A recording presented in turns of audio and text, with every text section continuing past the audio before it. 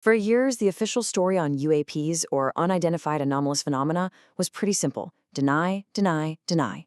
But that's all changing, right? We're supposedly in this new era of disclosure, with former intelligence officials even pushing for transparency. But what if this whole thing isn't what it looks like? What if this push for the truth is actually the final, most brilliant act of an 80-year cover-up? Let's get into it. This quote right here, it cuts right to the heart of the whole argument. It suggests we've just traded in one big lie for a newer, shinier, more complicated one. The question isn't, are UAPs real anymore? The real question is, are we being told the truth about what they are? And, maybe more importantly, who really built them? Okay, so let's start with the story they want us to hear, what the source material calls the disclosure operation. And look, it's a really good story. You've got these former high-level intelligence guys, you've probably heard of them, Christopher Mellon, Luis Elizondo, and they're out there championing this cause. Their argument is really straightforward. To finally get the truth about these secret legacy UAP programs, we need Congress to give legal protection, basically amnesty, to the insiders who know everything but are too scared to talk. But here's the twist. The argument we're looking at today says this isn't some grassroots push for the truth. Nope.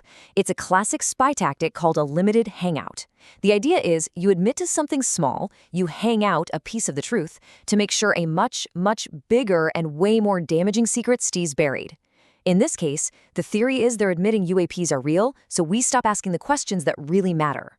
And this right here, this is the bait. The story being sold to everyone, from the public to the halls of Congress, is that if we just pass this amnesty, the floodgates will just burst open.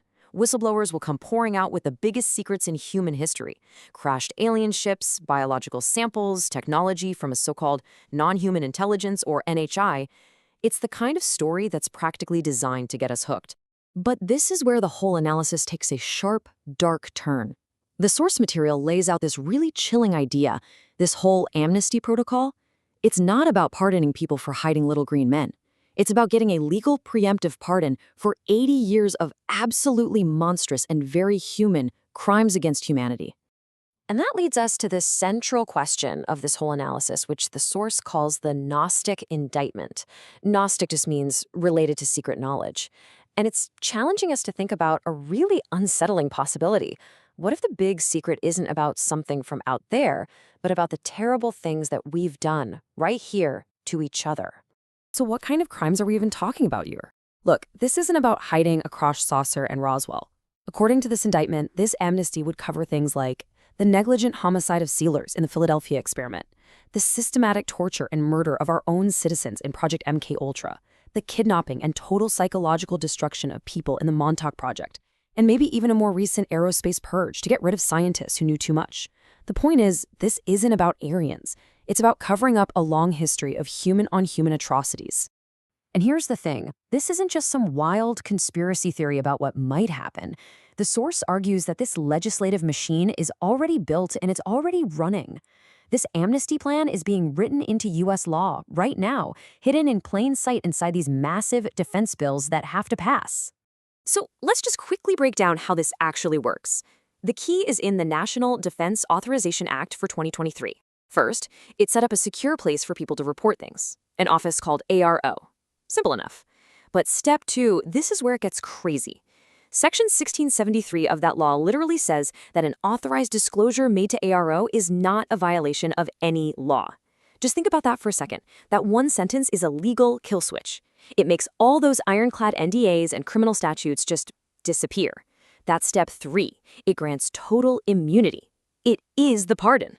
So why? Why go through all this effort to create this elaborate alien story? Well, this analysis claims it's because the non-human intelligence narrative is the absolute perfect scapegoat. It's the ultimate cover for decades of horrors that were entirely human-made. So it really all boils down to these two competing stories, doesn't it? On one side, you have the public story. We've been hiding incredible secrets about some powerful, non-human other.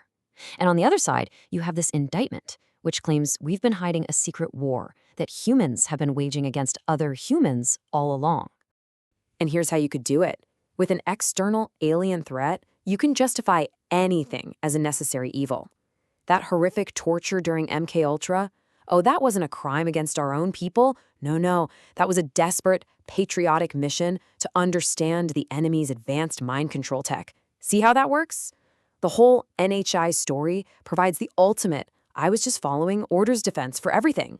So when you just step back and look at the whole picture being painted here, what you see isn't some new dawn of transparency. What you see is this entire disclosure event as the final and most sophisticated act of a cover-up that has been going on for 80 years. This timeline really connects all the dots. The argument starts way back in 1943 with what's called the original crime, the Philadelphia experiment. Then you move to 1953 with the start of the systemic horrors of MK Ultra. But then look at this jump forward to 2017. That's when the New York Times leaked those UAP videos we all know now. The source here claims that wasn't a leak at all, but a planned, authorized release to get this whole disclosure ball rolling. And it all leads right up to 2023 with that NDAA provision that builds the legal machine to pardon it all. So, in the end, we're left with this huge question about the story we're all being told. Is this exciting moment of UAP disclosure really about finally learning the truth about visitors from another planet? Or is it about burying the truth of human crimes so deep they can never be found? Is this the end of an 80-year cover-up? Or is it the most masterful limited hangout in the history of the world?